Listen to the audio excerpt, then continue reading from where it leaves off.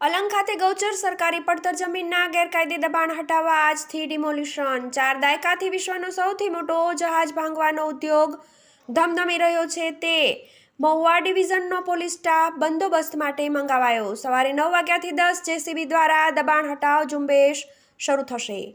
વિશ્વનો સૌથી મોટો જહાજ ભાંગવાનો ઉદ્યોગ છેલ્લા 4 દાયકાથી જ્યાં ધમધમી રહ્યો છે તે ભાવનગર જિલ્લાના તળાજા તાલુકાના અલંગ ખાતે ગૌચર અને સરકારી જમીન પર થયેલા ગેરકાયદે દબાણોને હટાવવા માટે આવતીકાલ તારીખ 25ને સોમવારથી કાર્યવાહીનો પ્રારંભ થશે।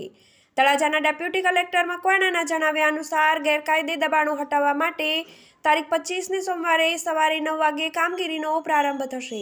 આ માટે મહુવા ડિવિઝનનો પોલીસ સ્ટાફ બંદોબસ્ત માટે મંગાવવામાં આવ્યો છે। દબાણ હટાવ ઝુંબેશ માટે 10 જેસીબી સહિતની મશીનરી જોડાશે। સૂત્રો દ્વારા પ્રાપ્ય વિગત અનુસાર Alang Sosiya ship recycling yard સંલગ્ન વિવિધ વ્યવસાય વિકસ્યા છે। તેને લઈને અલંગ મણાર નામની ગામની ગૌચર અને સરકારી પડતર જમીન પર 3 દાયકા દરમિયાન ગેરકાયદે દબાણો થતા રહ્યા છે। તેમાં ક્યાંક કાચું તો ક્યાંક પાકું અને ધંધા રોજગારને અનુકૂળ બાંધકામ કરવામાં આવ્યું હતું।